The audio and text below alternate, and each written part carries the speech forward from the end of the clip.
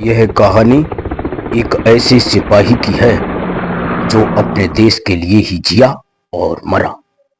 नायक जदुनाथ सिंह का जन्म उत्तर प्रदेश के एक छोटे से गांव खजुरी, शाहजहांपुर जनपद में 21 नवंबर सन 1916 ईस्वी को हुआ था। उनके माता पिता बीरबल सिंह राठौर तथा जमुना कमर गरीब किसान थे। 8 बच्चों वाला उनका एक बड़ा परिवार था। जदुनाथ ने अपने गांव के विद्यालय से ही 4वीं कक्षा तक की शिक्षा प्राप्त की। वे कुश्ती और शारीरिक गतिविधियों में कुशल थे। युवा जदुनाथ एक फुर्तीले, धार्मिक और अनुशासित लड़के थे। 25 वर्ष की आयु में वे फतेहगढ़ के राजपूत रेजिमेंट में शामिल हो गए। प्रशिक्षण पूरा होने के बाद वे राजपूत रेजिमेंट के नंबर 1 बटालियन में नियुक्त किए गए। उनके वरिष्ठ अधिकारियों ने उनमें साहस और नेतृत्व क्षमता की अपूर्व झलक देखी। वे द्वितीय विश्व युद्ध में लड़े। युद्ध से लौटने के बाद जदुनाथ को नायक के पद पर पदोन्नत किया गया और उन्हें एक सैन्य दस्ते की कमांड सौंपी गई। सैन्य समाज के बीच यह कहा जाता है कि जदुनाथ के संबंध में अधिक जानकारी उपलब्ध नहीं है, क्योंकि ना ही उन्होंने विवाह किया था और ना ही उनके संबंधियों की कोई जानकारी उपलब्ध है।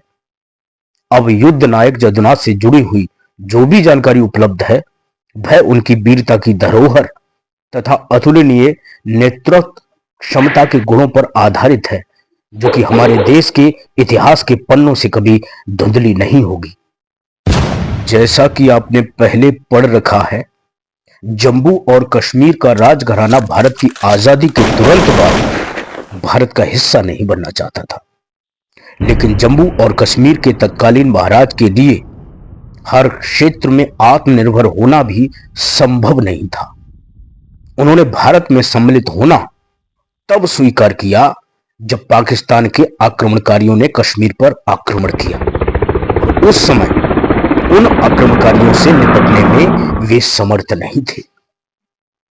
बटालियन नंबर 1 को बटालियन नंबर 1 राजपूत को आक्रमणकारियों से लड़ने के लिए नौशेरा कूच करने का आदेश दिया गया।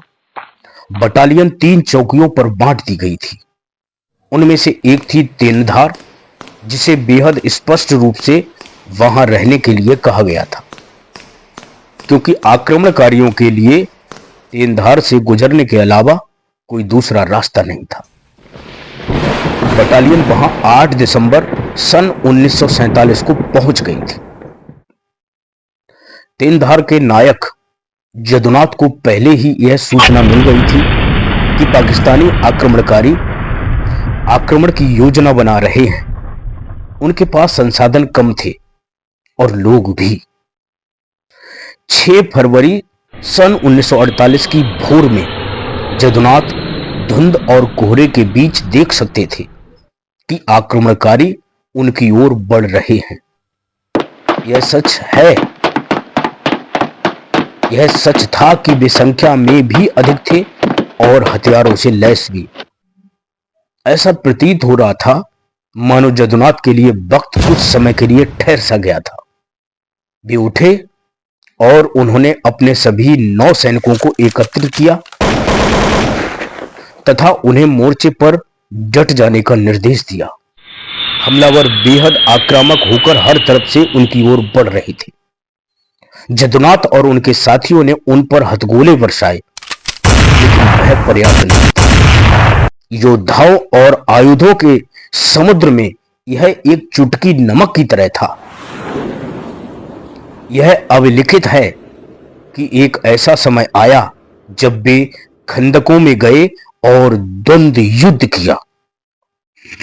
इस युद्ध की प्रचंडता के बीच जदुनाथ की सेना के 4 लोग घायल हो गए।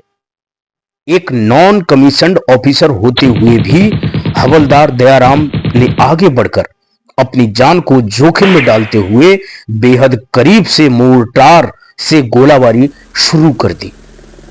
इससे उन्हें और अन्य भारतीय सैनिकों को क्षति पहुंच सकती थी, लेकिन जदुनाथ सिंह की इस रणनीति ने ही भारतीय पोस्ट को एक भयंकर तबाही से बचा लिया। जदुनाथ गोलियों से गंभीर रूप से घायल हुई थी।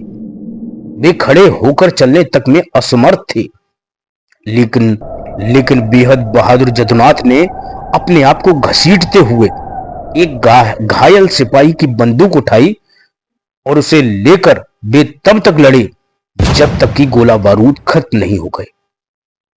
यह उनके अलविदा कहने का अंदाज नहीं था। उन्होंने आक्रमणकारियों की एक तलवार उठाई और तब तक लड़े जब तक कि उन्हें गोली नहीं मार दी गई।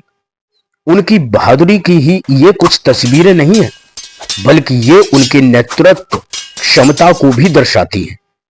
जदुनाथ के साहसिक कारनामों से प्रेरित होकर उनके सैनिक मरते दम तक लड़ते रहे। हम ये कह सकते हैं कि सैनिकों द्वारा दिखाई गई ये वीरता उनके नेता जदुनाथ के प्रति उनकी एक श्रद्धांजलि थी। अपनी आखिरी सांस तक जदुनाथ ने आक्रमणकारियों को अपनी चौकी नहीं लेने दी। उन्हें मरणोपरांत परमवीर चक्र से सम्मानित किया गया और इस तरह से भारत माता का सच्चा सपूत परमवीर चक्र विजेता नायक जदुनाथ सिंह सदा सदा के लिए अमर हो गए। जय हिंद साथी।